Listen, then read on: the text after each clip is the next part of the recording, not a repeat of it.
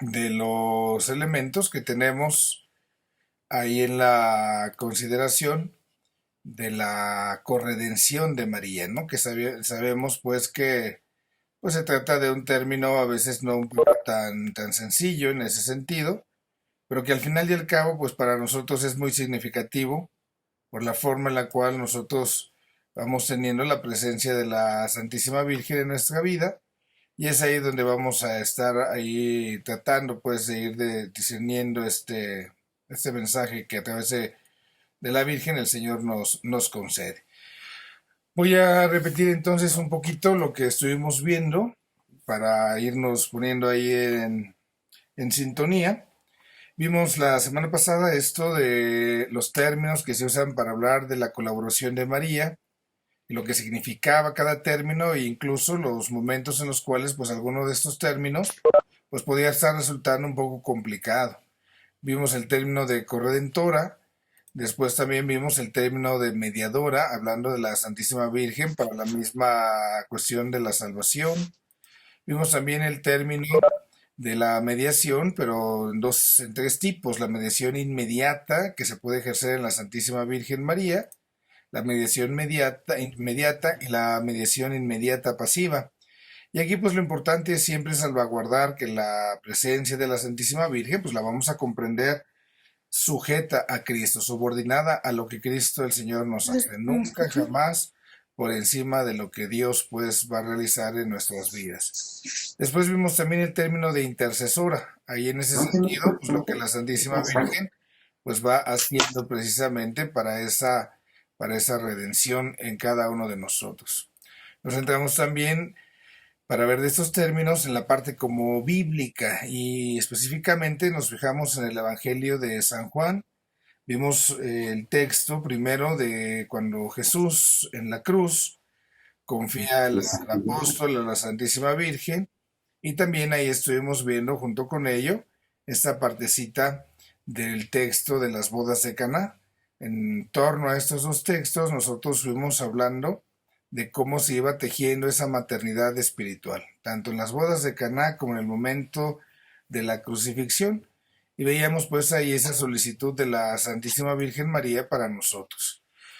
A partir de estos dos textos vimos el sentido cristológico y el sentido mariológico de esta partecita, donde nosotros podíamos estar comprendiendo precisamente, por un lado, la presencia de Cristo tan fundamental, pero también sobre todo analizamos el sentido mariológico, cómo es la presencia de María para cada uno de nosotros en ese sentido, esa solicitud que tiene para nosotros. Y estuvimos también ahí estableciendo esta partecita de los personajes, y a partir de los personajes tratamos nosotros pues ahí de estar explicando precisamente un poco lo que la Virgen María puede hacer en nosotros teniendo como ejemplos pues esas dos realidades ahí que son fundamentales de su amor e intercesión a partir de nuestro Señor Jesucristo, pero siempre, siempre presente en la intercesión de María, con la salvaguarda de lo que ahí nosotros pues íbamos mencionando, íbamos diciendo, para que no cayéramos pues ahí en pues en ese error que a veces se puede cometer. Bajo estos personajes de los novios, los sirvientes y los apóstoles, entonces veíamos esta realidad de cómo la Santísima Virgen estaba siempre intercediendo ahí por nosotros. Bueno, fue ahí donde nosotros nos quedamos. El día de hoy vamos a empezar a hablar de esta misma asociación de María con Cristo para la salvación y cómo se fue dando en el Concilio Vaticano II. Esta será la última partecita de este tema que también pues pueda a nosotros ayudarnos para ir comprendiendo toda esta realidad.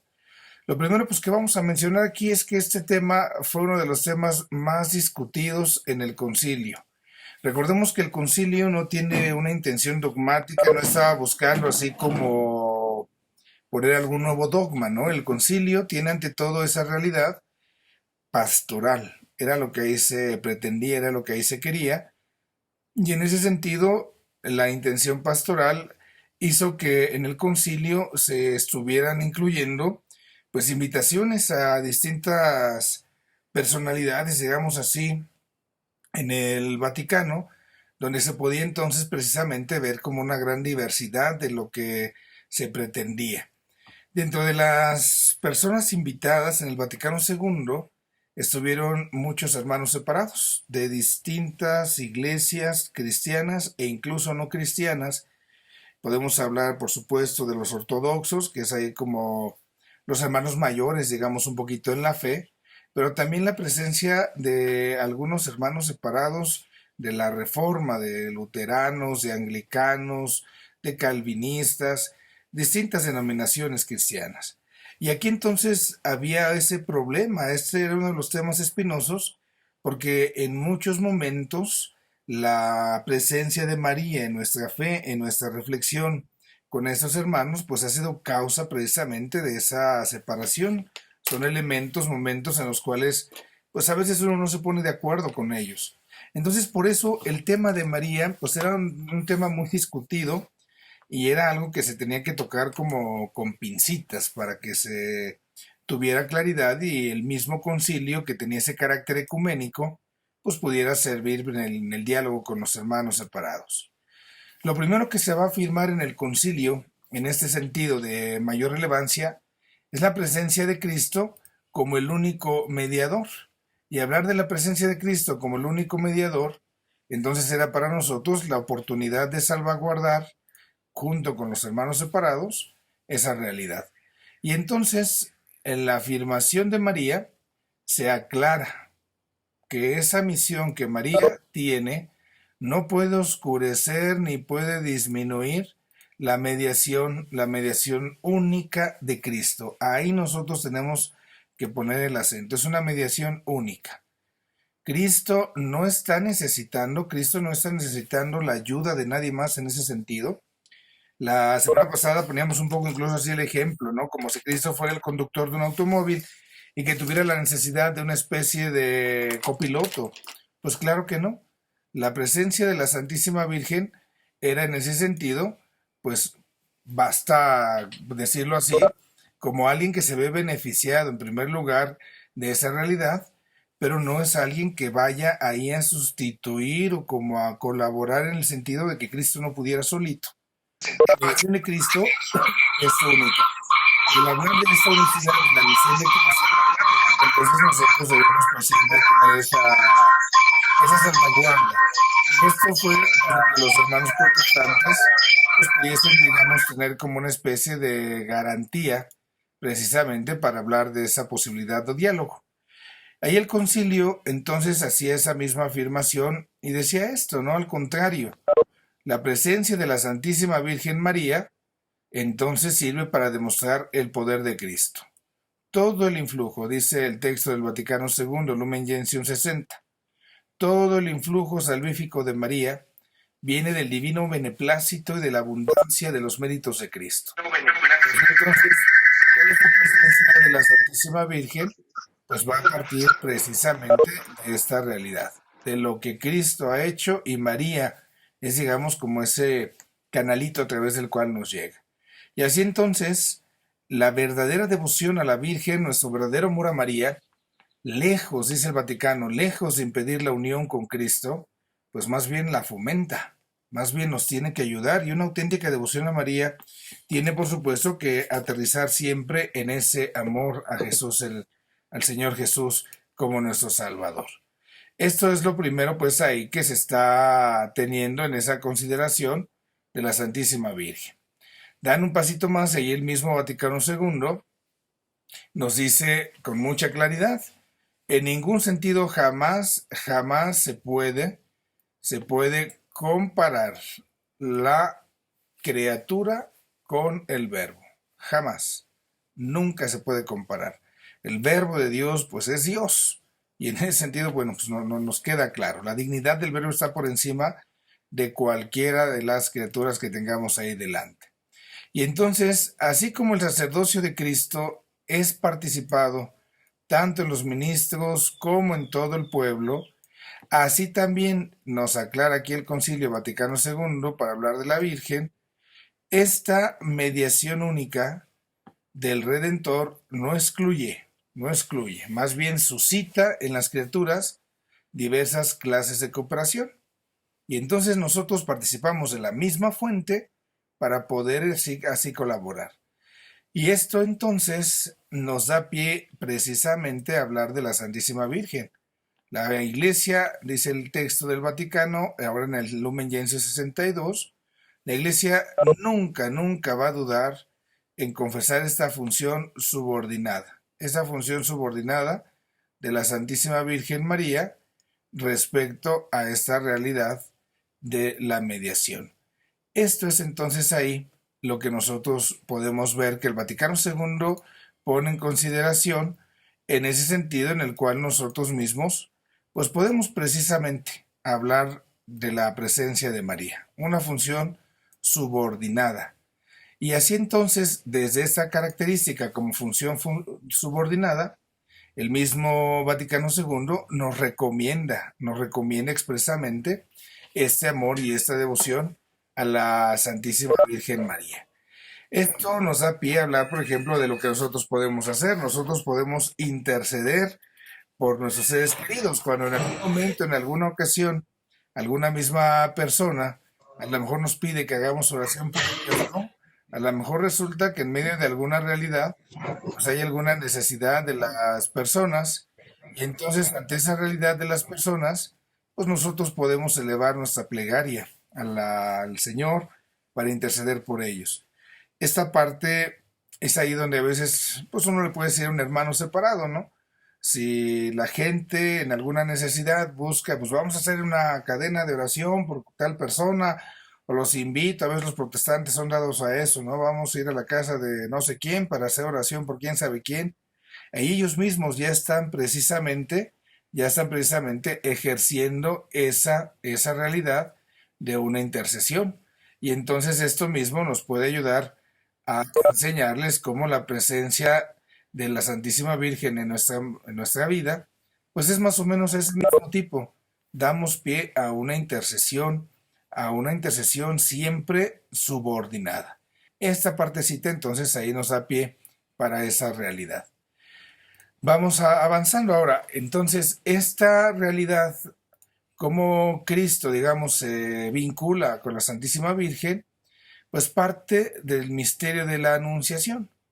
Ahí desde la Anunciación, cuando el Señor Jesús se encarna a través de la presencia de la Santísima Virgen, entonces vemos en la Santísima Virgen un momento de profunda obediencia. Ella está obedeciendo ahí al Señor, y a la hora de obedecer al Señor, ahí esto mismo le permite precisamente gozar de esa unidad, y a partir de esa unidad con la Santísima Virgen, entonces esto permite ahí que la Virgen pueda asociarse de una manera muy especial en la intercesión. Desde esta consideración, entonces, nosotros vamos a ver dos elementos. El primero de ellos es como la Santísima Virgen, entonces, hace un compromiso a una vocación concreta. Y ese compromiso es lo que le permite a la Virgen, entonces, tener un servicio. Y ese servicio es a Cristo, ese servicio es al Padre Dios, al Espíritu Santo, a la Santa Trinidad. Es un servicio donde ella se va a hacer instrumento para esa redención, para seguir colaborando en la redención del Señor. Y la otra realidad que nosotros destacamos acá en este sentido, también nosotros podemos ahí hacer referencia a la fidelidad, cómo la Santísima Virgen permanece fiel a esa palabra, y eso es una consagración renovada. Entonces, por esa consagración exclusiva que hace la Santísima Virgen en el momento de la anunciación de la encarnación, ahí entonces se establece un vínculo sin igual ahí entre la Virgen y el Señor Jesús. Y así entonces la unión de la Madre con el Hijo se manifiesta entonces desde ese momento de la encarnación, su concepción virginal, hasta el mismo momento en que Cristo muere, e incluso la Virgen pues sigue precisamente en esa fidelidad orante, digamos así, ahí en los Hechos de los Apóstoles. Dando un pasito más aquí en este sentido, podemos decir nosotros cómo la Santísima Virgen entonces coopera como nadie lo hice, como nadie lo hace, en esa obra salvífica. Es gracias a su obediencia, a esa fe que tenía, que creía, a esa esperanza, porque estaba esperando precisamente a su Hijo, y a ese amor que se hizo realidad, esa caridad. Entonces, cómo la Virgen coopera de manera sin igual a este momento de salvación. Y esto pues tenía una intencionalidad. La intencionalidad de esta obra que el Señor pone delante de nosotros es restaurar la vida sobrenatural. Y esa vida sobrenatural que se estaba ahí teniendo, entonces es donde María interviene. Por eso, bajo este fundamento, nosotros llamamos a la Santísima Virgen nuestra Madre. Es Madre nuestra en el orden de la gracia, porque nos alcanza esa gracia que por el pecado el hombre había perdido. Esto es lo que nos da pie, como en algún momento lo hemos comentado, hablar de la Santísima Virgen como nuestra Madre. Así cuando le rezamos ahí en el Ave María, ¿no? Decimos, María, Madre de Dios, Madre nuestra. Así entendemos esta maternidad, una maternidad espiritual en el orden de esta gracia que ella nos alcanza, y no es una gracia que ella obtenga, ella nada más nos la da, digámoslo así, la gracia es la que nos da Cristo. Y esto entonces, esta cooperación de la Santísima Virgen, pues sigue sucediendo y se sigue haciendo presente a través de los siglos, a través del tiempo en la iglesia. Y ahí entonces nosotros como iglesia tenemos que seguir colaborando, tenemos que seguir influyendo para que vaya creciendo el número precisamente de los miembros de este cuerpo místico de Cristo. Pero aquí no vayamos a caer en el error de hacerlo o comprenderlo como si fuera una especie de campaña, una especie de proselitismo, como a veces así nos puede meter un poco la inquietud, o como lo hacen un tipo los protestantes, ¿no? De casa en casa y casi por cada adepto que ganen, pues parece que les dan como bonos, ¿no? Y entonces pues ya conseguí tantos y yo tantos. Y no se trata de eso. Aquí lo fundamental, lo importante es que esta gracia que el Señor nos ha concedido alcance al mayor número de personas. Y esta gracia entonces es la que nos mueve. Si nosotros nos estuviéramos moviendo como una especie de campaña política para que tuviéramos más adeptos en la iglesia, pues pudiésemos caer en un riesgo de politizar a la misma iglesia o de verla como una institución meramente humana. Sería como mi esfuerzo, yo ya conseguí tantos clientes nuevos, y la cosa no es así. Aquí lo que importa es la vivencia de esa gracia, y entonces nosotros, al igual que María, al igual que la iglesia, estamos llamados a ser instrumentos de esa gracia, instrumentos de gracia. Así entonces, la iglesia, que está instituida, decimos, por el Espíritu Santo, venera por eso a la Virgen María como su madre. Y eso es lo que generará el concepto de una piedad filial, una piedad de hijos, lo que hablaremos más adelantito, y haciendo así a la Santísima Virgen nuestra madre. Bueno, esto es la última partecita del tema que estábamos viendo desde hace 2 semanas, que tiene que ver precisamente con esta realidad de la colaboración de la Virgen María en la salvación. Voy a hacer aquí una pausa antes de iniciar el próximo tema para ver si alguno de ustedes tiene alguna inquietud, alguna duda, pues podamos dar pie a resolverla antes de avanzar. Entonces, si alguien tuviese alguna pregunta, le pediría de favor que hiciera por ahí alguna seña o desactivara su micrófono para que pudiera hacer la pregunta y pudiésemos darle respuesta.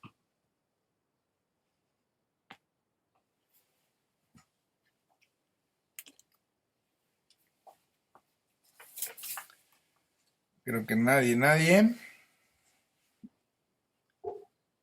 Yo, A ver, venga, le escuchamos. este, nada más en cuanto que María este, en el orden de la gracia, es como mediadora entre Cristo y nosotros, por eso se le dice dispensadora de todas las gracias, por Así, el acercamiento, por la unidad. así es dispensadora de las gracias, pero no es la causa de la gracia. Digamos así, vamos a poner un ejemplo ahí, como un dispensador de esos de chicles de bolitas, ¿verdad? Que luego hay por ahí en los centros comerciales. Ahí están los chicles, ahí está como la maquinita, y entonces vamos, nos acercamos, le echamos la moneda y nos sale por ahí el chicle, ¿no?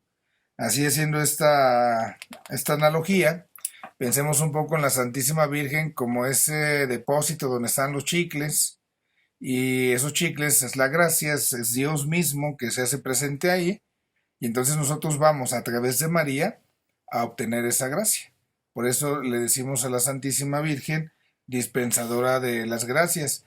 Nada más aquí salvaguardar que, siguiendo con este ejemplo, no es la única maquinita, ¿no? Hay otras maquinitas, el Espíritu Santo sopla donde quiere, decimos. Entonces también hay muchas otras formas a partir de las cuales el Señor nos alcanza su gracia.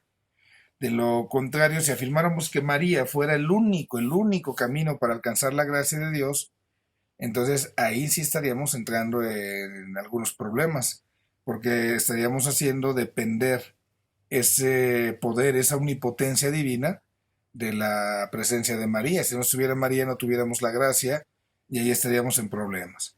María es uno de los medios, uno de los cauces a través de los cuales el Señor nos concede la gracia, pero recordemos, no es el único. Sí, quizás de los más excelentes ahí junto a los sacramentos que el Señor mismo instituyó y a otros elementos que tenemos, pero no cerrar la puerta a otras oportunidades, nada más con esa salvaguarda.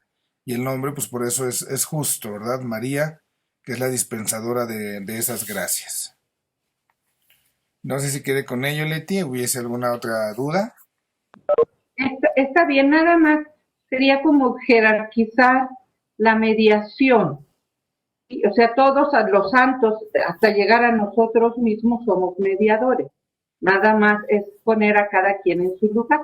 Así es, ahí vale recordar quizás lo que decíamos en algún momento. Entonces, la presencia de María en el culto que damos a la Santísima Virgen, recordemos, está primero el culto a Cristo, que es un culto de adoración, el más supremo, y solo a Cristo lo adoramos. Después de nuestro Señor vendría la criatura humana, que es el culto de la veneración.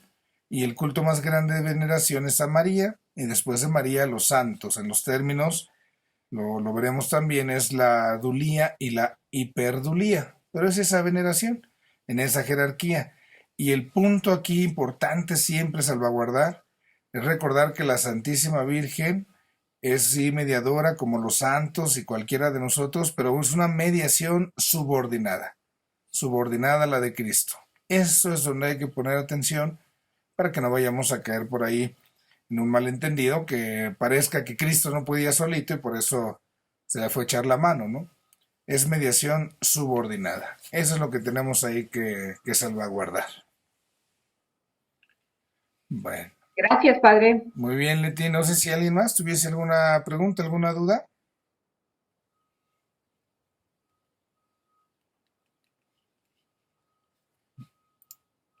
Parece que no. Voy entonces a dar pie a a los nuevos esquemitas que tenemos ahora. Es el siguiente tema. Y aquí quisiera yo hacerles una observación, viendo pues ahí los temas que siguen ahí en la guía que tienen de apoyo para este estudio. Entonces, ahí nosotros en esta guía tenemos varios temas y estos temas que siguen los he agrupado en uno solo. Son temas que tienen que ver con la piedad a la Santísima Virgen, la liturgia y la Santísima Virgen, la devoción y la Santísima Virgen. Entonces, todos estos temas que quedan ahí, que ya son los últimos que tenemos en la guía que tienen a su alcance, los he agrupado ahora en un solo tema, para dar un poquito más de unidad, pues en sentido de que es precisamente pues muy similar lo que ahí vamos a tener. Entonces, voy a romperles un poco el esquema, digamos así, de la guía, pero pues el contenido va siendo el mismo, va nada más teniendo ahí la variación un poquito en el orden para que no vayamos un poquito ahí como a tener ahí esa partecita de sentir que nos podemos perder. Bueno, es el tema 13, lo dejé así con ese mismo número de tema 13, pero esta realidad del tema 13 le vamos a titular ahora las bases fundamentales para una genuina piedad mariana. Eso sería ahí lo que nosotros vamos a estar contemplando en esta realidad. Las bases fundamentales de esa genuina piedad mariana para que la podamos ahí tener ahí, ahí nosotros en consideración y entonces no se me vayan a perder en ese sentido, por favor, y estemos ahí un poquito atentos, ¿no? Bueno, entonces lo primero que vamos a ver aquí es lo que ya contábamos ahorita precisamente acá con Leti. El culto que le damos nosotros a Dios y a los santos, hacer una distinción en ese sentido. Cuando nosotros hablamos de un culto, le damos culto a Dios y le damos culto a los santos, propiamente ahí en la fe. El culto a Dios nosotros lo llamamos de manera ya técnica latría. Este culto de latría es lo que conocemos como la adoración. Y ese solamente se lo damos a Dios. Hablando de los santos, damos un culto que se llama dulía. La palabra dulía es lo que nosotros traducimos acá como la veneración. Y dentro de esa dulía hay uno que llamamos hiper, que es mucho más grande, hiperdulía, y es el culto que le brindamos nosotros a la Santísima Virgen María. Entonces, la adoración solamente va hacia Dios. Eso hay que salvaguardarlo siempre. La veneración se le da a los santos. Y dentro de esa veneración, de manera muy especial, nosotros a la Santísima Virgen le damos la hiperdulía, que es una veneración especial. Y esto sucede porque con la Santísima Virgen, como lo hemos estado comentando, pues hay una relación muy especial entre Cristo y ella en orden a esa salvación. Aquí la Lumen Gentium nos hace una aclaración. Hablando del culto a la Santísima Virgen, hay que tener siempre cuidado para no caer en excesos.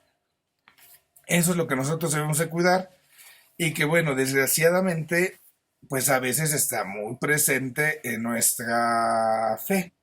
Tenemos a veces abusos, excesos en el culto a María, donde a veces pues estamos así como que incluso dejando a un lado a nuestro Señor en orden pues a un culto mariano. Y ahí es donde nosotros debemos de tener mucha consideración. Damos un pasito más aquí al hablar del culto.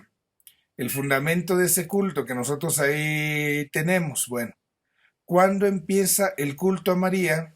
Pues definitivamente no lo sabemos. No hay un dato exacto, no es así un dato que nos dijera, a partir de tal fecha se inicia el culto a María de manera oficial. No sabemos. Pero sí podemos tener un dato bíblico muy interesante. Y ese dato bíblico nos lo ofrece su prima Isabel. Cuando en el capítulo 1 de Lucas 42-45, entonces cuando María llega a visitar a Isabel, la prima Isabel empieza a dirigirle a María unas palabras que son excepcionales, son únicas. La bendice y le llama bienaventurada, bendita tú entre las mujeres y bendito el fruto de tu vientre. Y después le llama bienaventurada, ¿no? Tú eres bienaventurada porque has creído lo que se te ha dicho. Y le dice también Isabel a María, dichosa te llamarán todas las generaciones. Esto mismo se ve después en la Santísima Virgen María como una especie de que se va como desdoblando, ¿no? Ahí en el canto de la Virgen, en el Magnificat, está esa partecita donde dice, desde ahora todas las generaciones me llamarán bienaventurada. Todas las generaciones me darán ese título, dice María. Esa bienaventuranza que proclama Isabel respecto a la Santísima Virgen la manifiesta también en su propio cántico. Este elemento es ahí muy importante, ¿verdad? Por si algún día ahí con los hermanos separados alegan del culto a María, pues desde aquí precisamente se les puede decir. A veces los hermanos separados que son siempre tan meticulosos, digamos, un poquito ahí en la cuestión de la Sagrada Escritura, pues yo le puedo enseñar estas palabras de Isabel o lo que la Santísima Virgen dice, ¿no? Bienaventurada me llamarán todas las generaciones, y entonces pues no se vale ofensa a la Santísima Virgen, cuando bíblicamente, como ellos luego tanto alegan, bíblicamente está ahí esa presencia.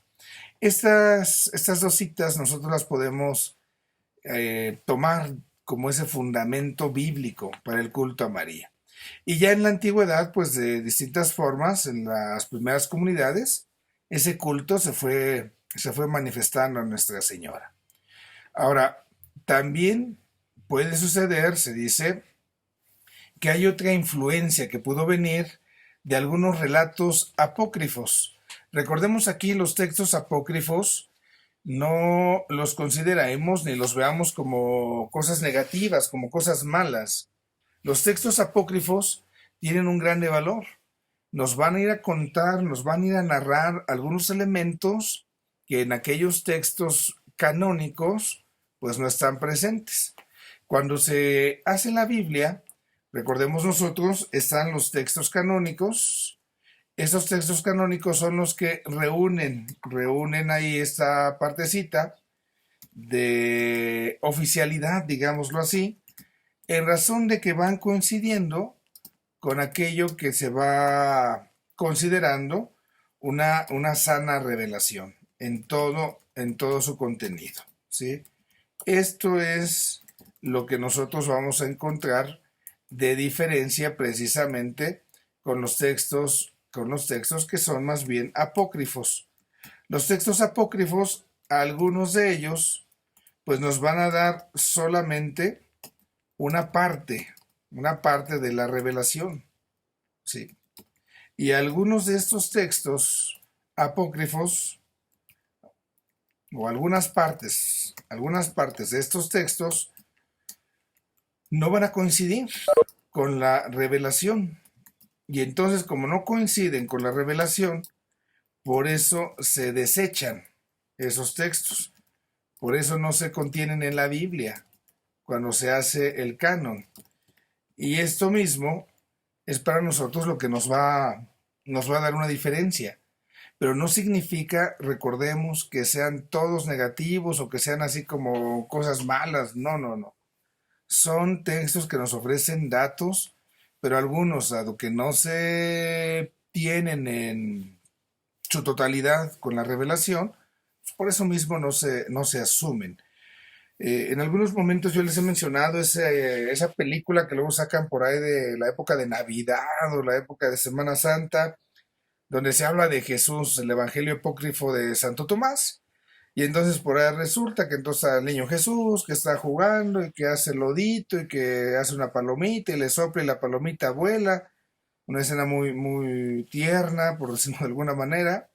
Pero más adelante, en ese mismo evangelio, se narra que una vez Jesús está jugando con los amiguitos y por ahí como que sin querer queriendo, pero pues mató a uno de sus amigos y después de que lo mató, pues ya lo revivió. Eso ya no entra en el canon porque rompe con la revelación. La revelación nos enseña que Dios no puede aniquilar, Dios no puede matar a ninguna de sus criaturas, porque eso sería contra natura, sería contra su naturaleza. Entonces, como Dios no puede hacer eso que es contra su naturaleza, precisamente por eso ese libro del apócrifo de Santo Tomás no se incluye en la Sagrada Escritura. Dentro de estos textos apócrifos, nosotros tenemos muchos datos que son interesantes para nuestra fe. Por ejemplo, el episodio de donde la Verónica sale a limpiar el rostro de Jesús, pues no viene en la Biblia, pero viene de unos textos apócrifos que son parte de esa tradición que la iglesia asume.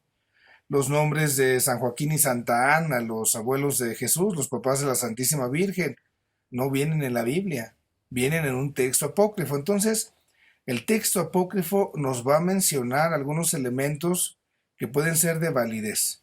Y nosotros lo único que cuidamos es que sean conforme a la revelación. Si hay algo de que nos digan que va en contra de lo que está en la revelación, entonces eso es lo que se desecha. En algunos de estos textos, vamos a dar el paso, en algunos de estos textos, entonces ya vemos algunas alabanzas a la Virgen María. Y esas alabanzas a la Santísima Virgen María tienen una razón, tienen un motivo. Se le da alabanza a María porque en ella Dios ha cumplido esas promesas que le había hecho a su pueblo.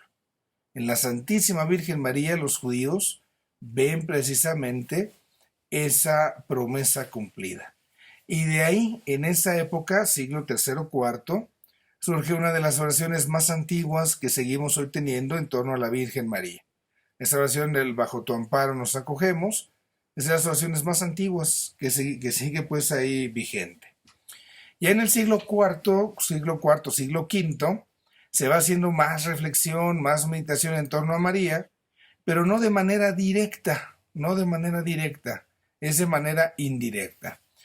En el siglo V hay un debate muy fuerte en los primeros cristianos, y este debate tiene que ver con la presencia del Señor Jesús en medio de nosotros.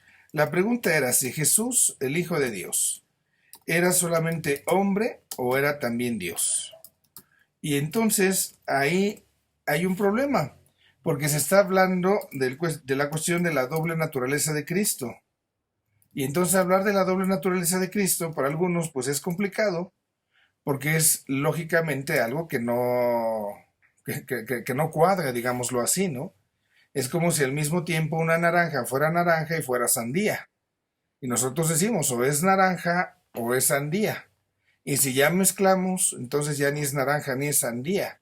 Ya es una nueva cosa, no sé, una nandía, por ponerle algún nombre, ¿no?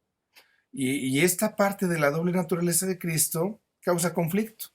Entonces los obispos de aquella época se reúnen para analizar esa cuestión, y es cuando se determina precisamente que Jesucristo es verdadero Dios y verdadero hombre. Esa es una cuestión cristológica, no me voy a detener ahí en esa explicación, pero digámoslo así, ¿verdad? Como de rebote, aquí surge una verdad que a nosotros nos interesa respecto al culto a la Santísima Virgen María. Al afirmar que Cristo es verdadero Dios y verdadero hombre, entonces ahí, en ese sentido, entonces se afirma a la Virgen como Madre de Dios.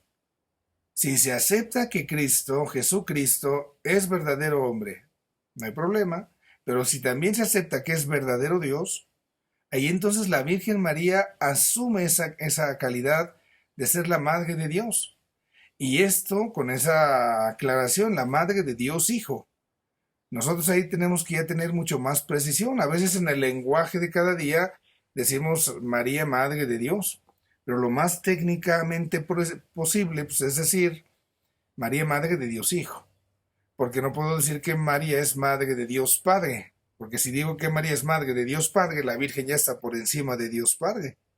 Claro que no.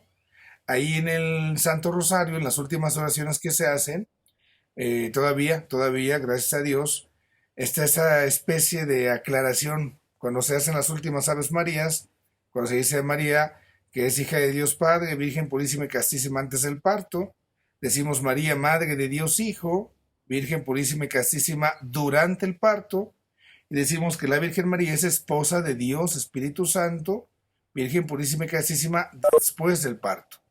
Ahí con esa frasecita que a veces repetimos en el resto del rosario, estamos salvaguardando muchas verdades mariológicas.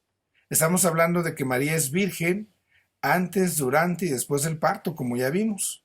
Estamos salvaguardando que María es madre de Cristo, es madre del Hijo, el dogma de la maternidad.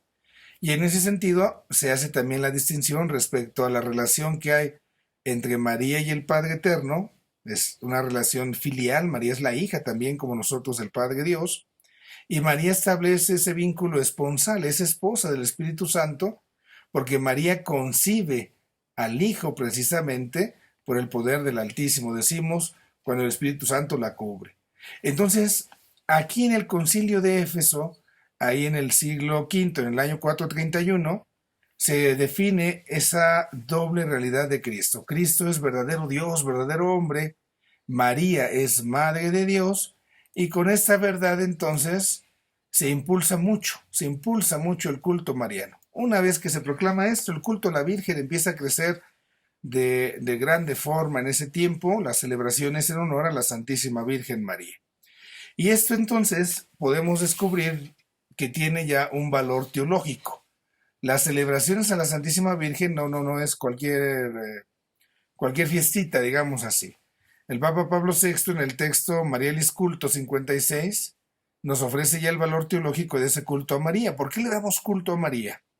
Por su dignidad, porque es Madre de Dios, porque es colaboradora, ¿no? Decíamos en esta obra de salvación, por su santidad especial que ejerce, esa hiperdulía que tiene María en la intercesión que tiene, y también como un miembro ejemplar, un miembro tipológico de la Iglesia. Ella es nuestro ejemplo a seguir en ese sentido. Ya decíamos por ahí en algún momento, María sí nuestra madre, pero qué importante también es descubrir a María como nuestra hermana. María junto a nosotros, porque María es iglesia y nosotros somos iglesia. Y desde esa condición, pues nosotros podemos comprender mejor esta realidad. Esto entonces empieza como a revolucionar y a darle vida a ese culto que nosotros desde hacía tantos siglos le presentamos a la Santísima Virgen María. Desde esta perspectiva, nosotros aquí vamos a comprender cómo entonces la presencia de María en el culto litúrgico no es un añadido. La presencia de María en el culto es una necesidad.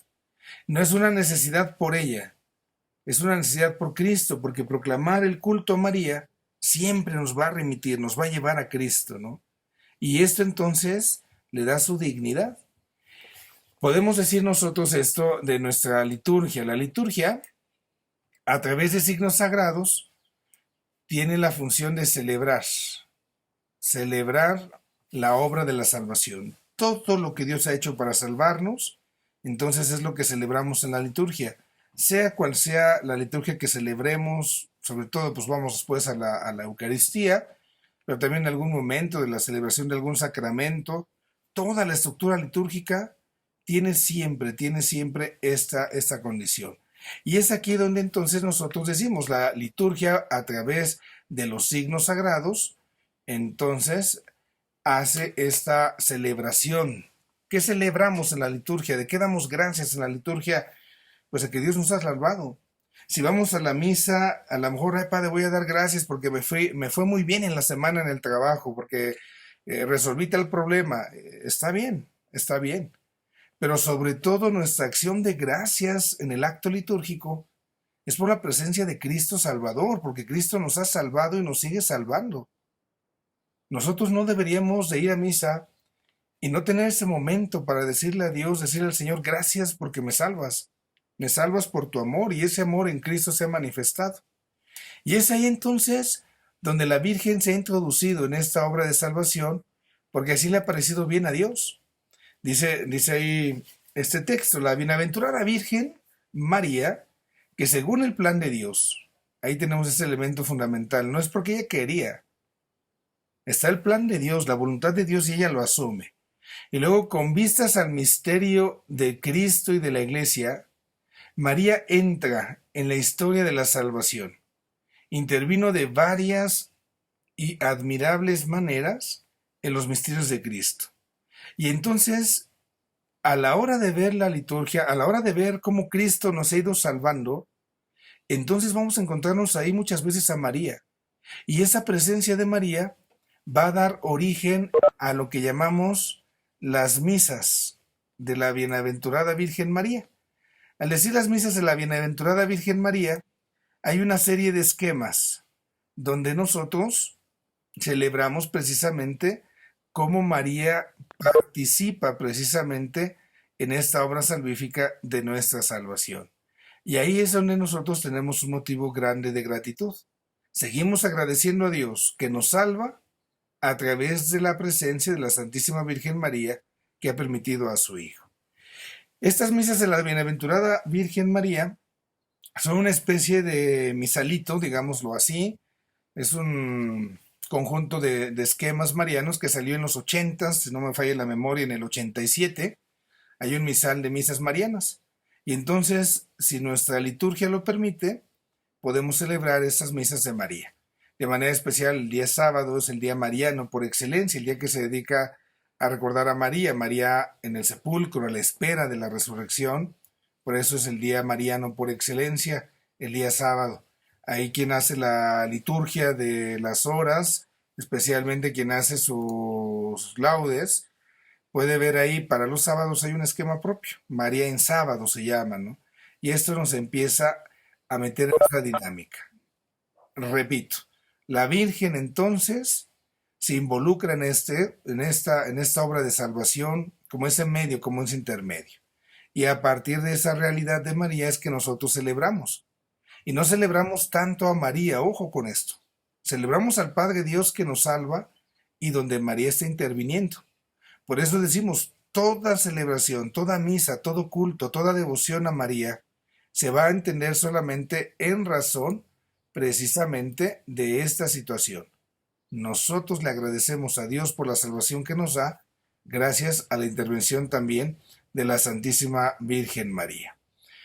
Si alguien tiene oportunidad de checar o a lo mejor recordar, en la nueva edición del Misal Romano, hace unos años que se sacó un nuevo Misal Romano para la iglesia, aquí en la traducción que se hizo para México muy especialmente, se dio una concesión. Así como están esas misas marianas en otro esquema, ahí tenemos varios esquemas para celebrar a la Virgen de Guadalupe. Ya no solamente el día 12 de diciembre, sino en cualquier tiempo litúrgico. Está la posibilidad de celebrar la fiesta, una fiesta de la Virgen de Guadalupe en Pascua, en el tiempo ordinario, en la misma Cuaresma. Y entonces se va metiendo como la Virgen va precisamente, la Virgen de Guadalupe, en nuestra historia de salvación de nuestra patria muy especialmente, va teniendo esa intervención para colaborar en nuestra propia salvación. Damos un pasito más en este sentido de lo que vamos viendo. Ahora, estamos ante los actos de devoción. Vimos ya la cuestión de la liturgia, especialmente a través ahí de los sacramentos, pero vamos ahora a los actos de devoción. Los actos de devoción tienen como fundamento una intuición del pueblo cristiano, del pueblo de Dios, y ese pueblo de Dios que somos todos, guiados siempre por el Espíritu Santo, hemos conocido el poder de la intercesión de la Santísima Virgen. Esta parte es muy marcada, pues, en general en el pueblo cristiano. Siempre el pueblo de Dios ha encontrado en la Santísima Virgen María ese elemento a través del cual nosotros podemos alcanzar esa salvación, esa intercesión que nos ayuda en esta realidad que vivimos. De manera muy particular, nosotros tenemos esa experiencia devocional, ya no solo litúrgica, ahora devocional en nuestras devociones, porque somos los mexicanos y en general los latinos somos pueblos que le damos mucha importancia a la madre en la vida de de cada uno. Socialmente sabemos el papel de una mamá, digo, por poner el ejemplo, no es lo mismo la fiesta del 10 de mayo que la fiesta del día de papá. La mamá es la mamá y le pesa a quien le pese y le gusta a quien le guste, la mamá es la mamá. Y para nosotros este papel mariano es fundamental. Y entonces, hablando de fe, a través del Espíritu Santo que actúa en nosotros como pueblo de Dios, entonces siempre se ha reconocido ese poder de la Santísima Virgen, como una protectora, como alguien que intercede, nos cuide, nos custodia. Y de esta devoción por este vínculo que se establece, entonces, digamos, se va materializando en lo que llamamos la piedad popular. Este término lo podemos decir de esta manera, son expresiones de admiración que el pueblo tiene ante la belleza y el encanto de María. No nos referimos a una belleza física, a un encanto físico, no, sino a la belleza interior de la Santísima Virgen como aquella mujer que participa, que interviene en esta obra de salvación. Aquí debemos de tener mucho cuidado. Por un lado, hay personas que a lo mejor sintiéndose como ya más elevadas, por decirlo de alguna forma, de alguna manera, rechazan todo lo que suene a piedad popular, a religiosidad popular. Se desprecia.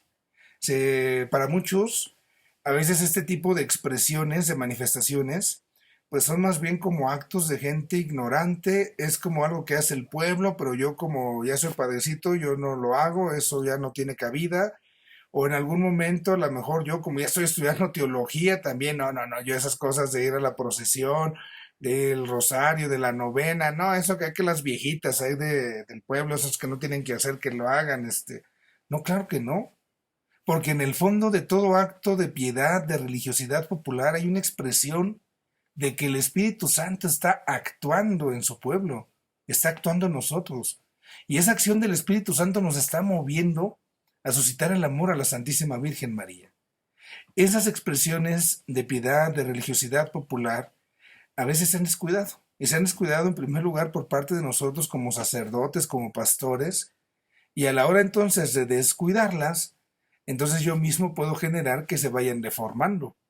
Pero si yo fuera el primero que me dejara guiar por esa acción del Espíritu Santo, eso mismo me va a ayudar a incluso a purificar cuando se tenga que purificar algo, pero nunca a quitar. Quitar nuestra piedad popular definitivamente sería un golpe contra Dios mismo, contra el Espíritu Santo, que es el que está moviendo esto, es el que está suscitando. Esas expresiones de piedad popular entonces siempre están llenas de mucho valor. A veces yo les comparto esa experiencia. Acá en la parroquia, ustedes saben, pues nos vamos de peregrinos a la Basílica de Guadalupe, nos vamos caminando, y entonces uno dice, no, es que esas cosas como que ya no, pues ¿para qué caminando? Ya en el autobús, ahí nos alcanzamos los peregrinos, y no, padre, pero la gente que va, pues es gente que luego ni va a misa, es gente que a lo mejor nada más se acuerda de la Virgen una vez al año para ir hasta allá. Pero cuando vas conociendo y vas metiéndote en lo que mueve a esas personas a manifestar este acto, pues no es precisamente así como que lo hagan nada más por puro gusto, por diversión o porque no tiene nada que hacer. Hay algo profundo que las está moviendo y las está moviendo entonces precisamente desde su corazón. Y esa es la acción que uno tiene que ubicar como una moción del Espíritu Santo. Y entonces uno tiene que revalorar esa expresión. A lo mejor para mí como sacerdote sería muy fácil decirle, no, pues tú nada más vienes a la peregrinación cada año, así que chiste, ¿no? Pero quizás lo más valioso sería que yo comprendiendo esa moción del Espíritu Santo como sacerdote, tratara de acercarme a esas personas y ahora que esa piedad popular, hacer que ahora siga creciendo. Y después de esta piedad popular, como un acto de devoción, se traduzca en un acto de fe en la liturgia, que se involucre en ir invitando, ir jalando. Y esta parte es el desafío que a veces nosotros hemos despreciado. A veces a lo mejor nos espanta, ¿no? Es que van a echar cohetes, ¿verdad? Van a echar cohetes y no, esos cohetes, nomás pura gastadera de dinero. Y el pasado domingo yo ya empecé a salir aquí a algunas comunidades del estado de Puebla, de la parroquia, donde ya empezamos a celebrar misa. Y entonces estando con algunos señores me decían, padre, no hombre, tronamos las campanas como nunca y echamos hartos cohetes porque otra vez, tuvimos ya la misa, ¿no? Y entonces uno puede decir, bueno, pues ¿para qué echan cohetes? O sea, pues ya no voy a ir a misa, ¿no? Pero hay una expresión de gozo detrás de ello. Y es un gozo porque otra vez estaban teniendo ya la oportunidad de la Eucaristía, de recibir la comunión después de estos meses. A lo mejor alguien puede juzgar eso y decir, no, son cosas del pueblo, ¿no? De la gente ahí. No. Uno tiene que valorar precisamente esas expresiones de amor a nuestro Señor y en este caso a la Santísima Virgen María. Aquí desde esta perspectiva, hablando de la Santísima Virgen, pues surgen definitivamente muchos cantos, poesías, muchas manifestaciones de amor, de admiración, y esto entonces nosotros lo tenemos que ubicar. No es una idolatría lo que hacemos, es una exaltación precisamente a María.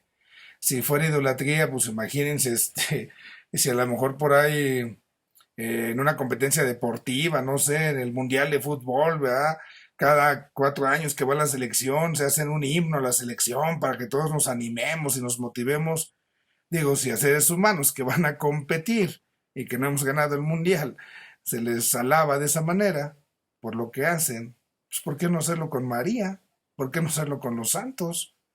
Una poesía a María, un canto a María, es expresión de ese amor. Siempre lo tenemos que valorar desde esa perspectiva. Esa presencia de María en el tiempo litúrgico, ya se los comentaba yo un poquito, pues tiene así de manera muy especial su resonancia en dos momentos, sobre todo en el Adviento y en la Navidad. El Adviento, podemos decir litúrgicamente, es un tiempo muy mariano, porque el Adviento nos recuerda que estamos esperando a Cristo. Y si alguien supo esperar a Cristo fue ella, fue María. Y entonces la vivencia del Adviento, la espiritualidad del Adviento, tiene que ser muy mariana, muy de espera. Por eso en la liturgia, en la puerta, en el pórtico ahí del Adviento, tenemos esta fiesta de la Inmaculada Concepción. La presencia de María luego ahí abriendo el Adviento. ¿Qué es lo que celebramos en ese Adviento? Pues que se está dando el primer paso de Dios Hijo en la historia, en la encarnación, y que esto entonces se está acercando. Que María Inmaculada, como lo comentábamos en su momento en el dogma de la Inmaculada Concepción, María Inmaculada entonces ya se está preparando para ser el templo, para ser el sagrario donde se reciba a Jesús. Y si María lo hizo de esa manera para recibir a Jesús, pues también nosotros lo tenemos que asumir. Ver a la Santísima Virgen María celebrar su Inmaculada Concepción, una auténtica devoción de la Inmaculada Concepción de María, tendría que ayudarnos a preparar el corazón, a preparar el espíritu para la venida de Cristo, para la venida del Señor. Así entonces, cuando nosotros nos encontramos ante esta fiesta de la Inmaculada Concepción de Nuestra Señora, vemos a María Inmaculada, entonces ya estamos viendo cómo se está preparando esa venida del Señor. Así como la aurora al día, así María, podemos decir, precede la llegada del sol. No sé, si resulta que a lo mejor van a una fiesta que se va a casar por ahí uno de sus parientes, uno de sus hijos, y desde como 5 meses antes, ¿no? Se ponen a dieta para hacer que les entre el vestido que van a utilizar y que esto y que el otro, y a lo mejor empiezan hasta a pintar su casa y arreglan y no sé cuánto se hace. Bueno, en ese sentido, uno empieza precisamente a notar esa preparación. Y eso ya es motivo de alegría, porque estamos disponiéndonos. Por eso María en el Adviento es como esa estrella que ilumina nuestra esperanza. Estamos esperando a Cristo y lo recibimos continuamente.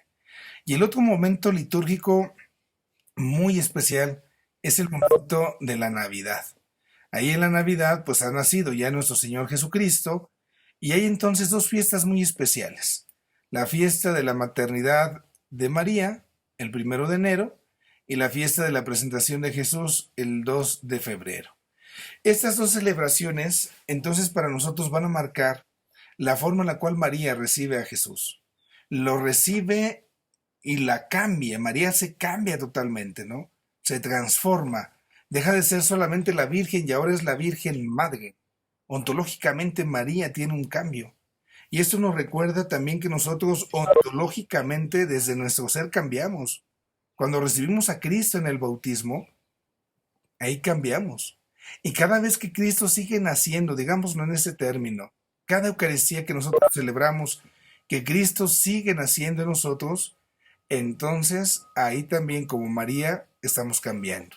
La fiesta de presentación del Señor, también analizamos el texto en su momento, pues nos recuerda cómo la presencia de María, entonces cumpliendo la voluntad de Dios, lleva a su hijo al templo sin tener necesidad de ello. Es la madre, ¿no? Pero lo hace, obedece esa ley. Y entonces nosotros también en María somos invitados a asumir la voluntad del Señor. Y así entonces en la Santísima Virgen María se va cumpliendo lo que Dios ha anunciado y así nosotros mismos pues podemos tener esas celebraciones. Aquí en estas celebraciones lo importante, lo fundamental, como lo mencionamos hace rato, es recordar que son celebraciones cristológico-mariológicas. No puedo, si voy a celebrar a la Virgen, no puedo separarla de Cristo. Es siempre junto, María con Cristo, no es separado. Otras fiestas en el calendario litúrgico, así de las más importantes, solemnes, 25 de marzo, la Anunciación a María, y el 15 de agosto, la Asunción de Nuestra Señora. Son pues ahí de las fiestas, hay por supuesto muchas más, pero esas son las fiestas. El formulario que les platicaba hace ratito es las misas, es el 87, son 46 esquemas de misas. Y la celebración que les decía yo de la liturgia de las horas, Santa María en sábado, ahí nosotros cada 8 días podemos tener la oportunidad de celebrar pues a la Santísima Virgen en este sentido. Si alguien ahí, les digo, reza la liturgia de las horas, tiene ahí todavía el libro tal cual, porque ahora en las aplicaciones no sale esto, pero si tiene ahí su texto, ahí casi en la parte final puede buscar esa celebración de Santa María en sábado y seguir el esquema. Y cada sábado, a menos que hubiese una fiesta más importante, se puede hacer ese esquema de Santa María en sábado. Esto es un poquito de cómo se va desarrollando el culto a María en la liturgia, en la devoción, en esa religiosidad popular. Vamos a hacer pausa aquí, ya nos estamos llegando en tiempos para parar aquí el tema y vamos a seguir con este tema de cómo la Santísima Virgen se va precisamente involucrando en la historia de salvación y en esa historia de salvación nos va ofreciendo esta realidad. Hasta aquí no sé si hubiese alguna pregunta, alguna duda por parte de alguien para que podamos resolverla. Les pediría igual si pueden desactivar su micrófono o poner por ahí la manita para que les pueda ver y entonces podamos resolver ahí la inquietud que pueda haber. Padre, Sí, doña Irma, buenos días. ¿Qué se ofrece? buenos días. Yo solo tengo una duda, espero que no sea muy tonta mi pregunta. No, acuérdense que aquí no hay preguntas tontas, ¿eh? La duda que tengan, aquí más Sí, vale que lo saquemos, no se me sí. ponga así. En la letanía del Santo Rosario dice Madre del Creador, Madre del Salvador. ¿Está mal No, o sí está correcto que esté así y que se rece eso? voy a hacerle una pregunta, se la voy a devolver. ¿Quién es el creador? Dios, ¿Cuál de las personas? Dios Padre, Dios Padre, El Hijo decimos que es el Redentor, el Salvador, y el Espíritu sí, Santo decimos el Santificador. Es una manera sí. de decirlo, ¿no? Como que nosotros ponemos al Padre Creador, al Hijo Redentor y al Espíritu Santo el Santificador. Los vamos así como dividiendo más o menos en Sí, término humano. Pero la verdad es que sí, donde está uno, están los otros dos. está ilustrado. Están los- Sí. Por eso es la Santa Trinidad. Entonces, Ujú. propiamente, ¿quién es el Creador? El Padre, el Hijo y el Espíritu Santo. El Padre. ¿Quién nos ha redimido? El Padre, el Hijo y el Ok. Espíritu Santo. ¿Quiénes nos santifican? Padre, Hijo y Espíritu Santo. Ujú. Van junto con pegado. Ahí nada más, cuando en la Sí, liturgia decimos Madre del Creador, ubiquemos la persona de Cristo. Decimos Madre del Salvador, sí, ubiquemos la persona de Cristo. Solo eso. sí, así lo entendía un poco como, bueno, pues Dios en sus tres personalidades, por decirlo así, ¿Ok? pero sí tenía la duda y dije, no, pues mejor pregunto para ya estar Más seguro. eh, más segura, sí. Sí, Gracias, sí, Padre. está muy bien la intención ahí. ¿Alguna otra pregunta? ¿Alguien más tuviera? Yo, padre, A ver, Leti, perdón, soy muy preguntona. eso me da gusto. Eh, Cuando hablan de que ontológicamente María se transforma en Virgen Madre, quiere decir que en su ser mujer, en su ser criatura, es donde viene esa transformación que le da la dignidad como Madre de Dios. Cualquiera de ustedes que como mujer en algún momento determinado se convierte en madre, está teniendo un cambio ontológico. Sigue siendo Ajá. mujer, pero al mismo tiempo es madre. Y esa dignidad de madre se las concede el Hijo. Y es algo ontológico, se está cambiando el ser profundo de ustedes porque ya jamás se va a poder quitar. Nunca, nunca. La verdad es que tuve 20 hijos y los 20 hijos se me murieron. Pues aunque se te hayan muerto tus 20 hijos, no vas a dejar de ser madre. Desde el momento en que engendas, en que llevas en tu ser una criatura y ese cambio. Desde esta perspectiva pensémoslo en María. La Santísima Virgen María en el momento en que concibe al Hijo de Dios, está teniendo ese cambio ontológico, está haciendo también esta partecita, se está asumiendo como madre.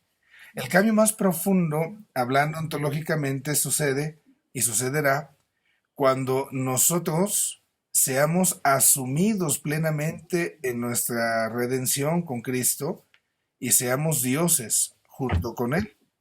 Esa parte en la teología de acá de Occidente no se ha profundizado mucho. Es algo que está más analizado allá en el Oriente, la teología ortodoxa, pero se habla de la divinización del ser humano.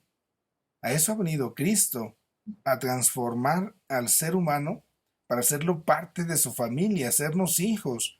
Y hacernos hijos adoptivos suyos no significa nada más una acta de nacimiento donde me reconozcan como su hijo, no, no.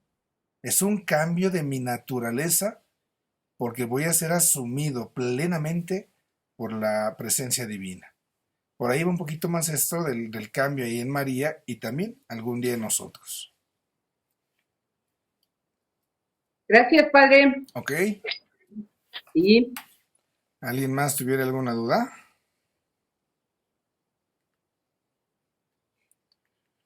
Bueno, voy a aprovechar este tiempito que nos queda para hablar de cosas que siempre les agradan. Significa el examen. Hay que ir empezando a platicar de esas cositas. Y entonces les voy a encargar una primera tarea que puedan allegarse, si es posible, a través de un misal mensual o a través de un misal romano, a lo que es un prefacio en la Santa Misa. El prefacio en la Santa Misa, nosotros vamos a entenderlo como esa partecita donde tenemos la oportunidad de dar gracias a Dios. Voy a compartir un poquito, voy a buscar un poquito aquí en internet para que ustedes puedan ahí contemplar esta realidad. Entonces tengo aquí el famoso Wikipedia, ahí me explica qué es el famoso prefacio, pero aquí lo que a nosotros nos interesa es recordar, voy a meterme en esta página, Hogar de la Madre, para que veamos un poquito. El prefacio es lo que viene después del santo, antes del santo, perdón. Se hace la presentación de las ofrendas ahí en la Santa Misa. Después de que presentamos las ofrendas, hacemos una oración. Y después de esa oración, el sacerdote le dice a la asamblea: el Señor esté con ustedes y con su espíritu. Levantemos el corazón, lo tenemos levantado hacia el Señor. Demos gracias al Señor, es justo y necesario. Ahí ya está iniciando el prefacio. Y entonces fíjense las palabras que usamos ahí en el prefacio. Demos gracias al Señor, es justo y necesario. En verdad es justo y necesario agradecerte siempre, Señor. El prefacio es una acción de gracias. Ahí nos dice el prefacio: vamos a dar gracias a Dios. Es justo y necesario dar gracias siempre y en todo lugar a ti, Señor, Dios Padre omnipotente, y se suelta. Y el prefacio entonces nos va a decir cuáles son los motivos por los cuales nosotros damos gracias a Dios. Entonces, en el prefacio vamos a encontrar esas partecitas. De manera muy rápida en esta paginita, miren, tiene 4 partes, dice el prefacio. Nos dice la parte introductoria, que era la que ya mencionábamos. Luego se retoma esto que es justo y necesario. Es justo y necesario darte gracias, es nuestro deber y salvación. Darte gracias, Padre Santo, siempre y en todo lugar, por tu Hijo Jesucristo. Después va a venir el motivo por el cual nosotros damos gracias. Esta parte es la que me interesa mucho. Aquí en este prefacio que nos pone esta página como un ejemplo, estamos dando gracias, dice, por Él. Estamos hablando de Cristo, que es tu palabra. Por Él hiciste todas las cosas, tú nos lo enviaste para que, hecho hombre, por el Espíritu Santo, nacido de la Virgen, fuera Salvador, Redentor, Él en cumplimiento de tu voluntad para destruir la muerte, manifestar la resurrección, extendió sus brazos en la cruz y así adquirió para ti un pueblo santo. Y después, el final del prefacio es cuando nos introducimos al canto del santo. Esta tercera parte, la parte central, es donde quiero pedir que pongamos un poquito de atención. Vamos a ver si encontramos aquí en el internet misal romano. Ese misal romano en PDF, no PDF no lo va a descargar. Vamos a ver si encontramos el misal romano tal cual. Ujú. Aquí tengo una página, se llama liturgiapapal.org. El misal romano es lo que usamos ahí para la celebración de la misa, pero también si alguno de ustedes usa su misalito mensual donde vienen las lecturas, o también si tienen ahí esta partecita de las aplicaciones, muchas aplicaciones tienen ahí precisamente también esta parte de los misales, ¿no? Ya me metí aquí a esta página y aquí vienen los prefacios. Voy a seleccionar un prefacio del misal romano, me lo está abriendo. Voy a abrirlo para mostrarles un poquito esto de cómo viene en el misal precisamente. Estos prefacios entonces pues van a ser para nosotros los elementos en los cuales le damos gracias a Dios por lo que nos va dando, nos va compartiendo. Deje nada más que me abra acá mi PDF. Dejen ahora, vamos a compartir este PDF. Ahí tengo ya aquí, miren, un prefacio de Adviento. Prefacio no de Adviento. Esto es lo que viene ahí en el misal de la Santa Misa. Viene la introducción, en verdad es justo y necesario. Esto siempre se menciona. Y esta es la parte que les digo que hay que tener en consideración. Esta partecita acá intermedia, entonces, ¿cuál es la acción de gracias? ¿Cuál es el motivo por el cual yo le estoy dando gracias a Dios? Dice, quien al venir por vez primera, en la humildad de nuestra carne, realizó el plan de redención. Ahí viene ese motivo de salvación. Voy a pasarme a otro prefacio. Tengo otro prefacio aquí, Adviento 2. Aquí viene, a quien todos los profetas anunciaron y la Virgen esperó con inefable amor. Son los motivos de la acción de gracias. Entonces, la tarea que les voy a empezar a pedir para que la puedan ir realizando, en esa página, si no, incluso les envío ese archivo ahí a través del WhatsApp, pero sobre todo en esa página, les voy a pedir que me busquen los prefacios de la Virgen María. Hay 5 prefacios de María. Y aparte les voy a enviar otros prefacios que quizás no vengan ahí, de los nuestros de México, de la Virgen de Guadalupe. Quiero que me los estudien, que me lean, que los vean como ejemplos, son como oraciones que podemos hacer. Ya dentro de 8 días les voy a dar más detalle, pero la intención, una de las partes del examen va a ser que haga cada una de ustedes un prefacio. Que cada uno de ustedes pueda decir, de acuerdo a su experiencia en su relación con la Santísima Virgen, que puedan decir, sí Señor, en verdad es justo y necesario darte gracias siempre y en todo lugar. Y que me digan ahí, tomando elementos de la Virgen María, ¿por qué le van a dar gracias a Dios? ¿Cuál ha sido, la pregunta es esta, cuál ha sido su relación de ustedes con la Virgen? ¿Cuáles son los motivos que tú tienes en tu vida espiritual, en tu vida de salvación, para darle gracias a Dios por medio de lo que la Virgen ha hecho contigo y junto a ti? Y entonces esto nos tiene como que ir sirviendo. Les voy a mandar este archivo, les mandaré unas imágenes de los prefacios de la Virgen de Guadalupe, muy propios de México, donde se involucra mucho la figura de Juan Diego, cómo la historia de la Virgen de Guadalupe en nuestro pueblo, a través de Juan Diego, va teniendo un desarrollo. Y la pregunta es esa, bueno, ¿de qué le voy a dar gracias a Dios junto con la Virgen? Eso es lo importante. Tengo muchas cosas que agradecer a Dios, ¿no? Pero junto con la Virgen, ¿cómo le voy a dar gracias a Dios? Y que entonces puedan ustedes escribir esa parte de prefacio, donde ustedes lo puedan ir como manifestando, si ese amor a la Santísima Virgen, pero por lo que Dios en ella ha hecho con ustedes. Ahí les pongo yo la explicación, les mandaré ese archivo que lo vi ahorita, ahí ya les mostré un poco en el internet, si hay alguna duda se puede seguir buscando, y también les mandaré esas otras imágenes, y dentro de 8 días precisamos este punto del examen, para que también ya ustedes lo puedan ir preparando, para que lo vayamos elaborando. Bueno, les dejo, ya tenemos 10 para la 1, para que podamos compartir ahí un poco puedan compartir quienes van a la lección con Padre Mario. y entonces pues podemos estar ahí ya atentos.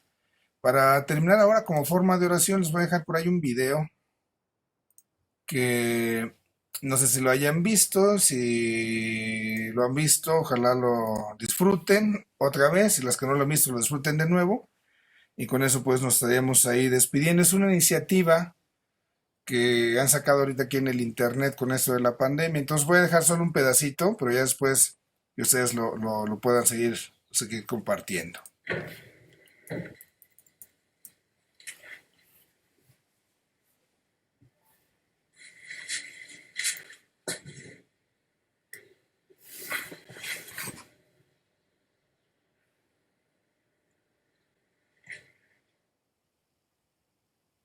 Salve Regina,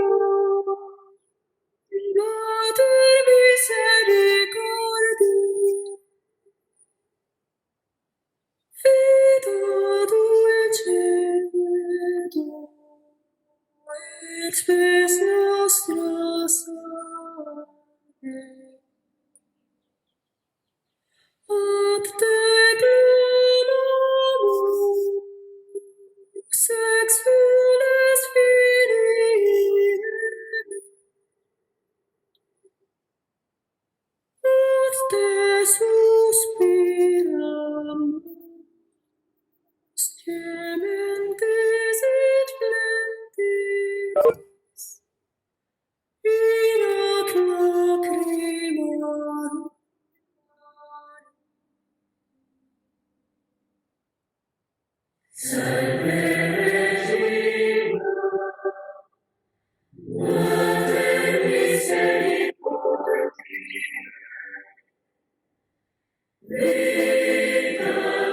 Padre, no se está escuchando nada.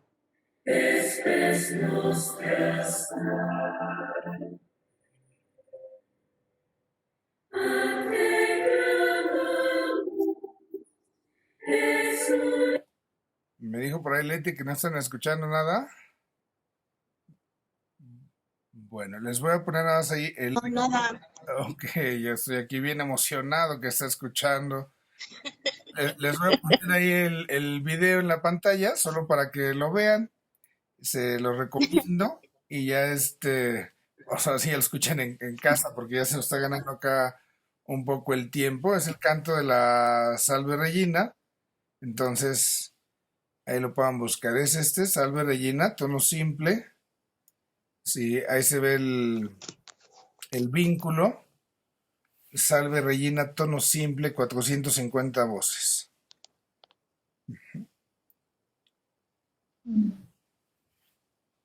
Ojalá que lo puedan ahí mirar un ratito.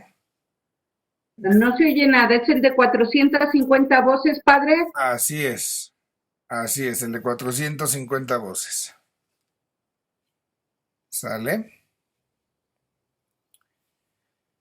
Bueno, pues ahora sí los dejo, les mando la bendición, porque Dios pues, les cuide a ustedes, a su familia.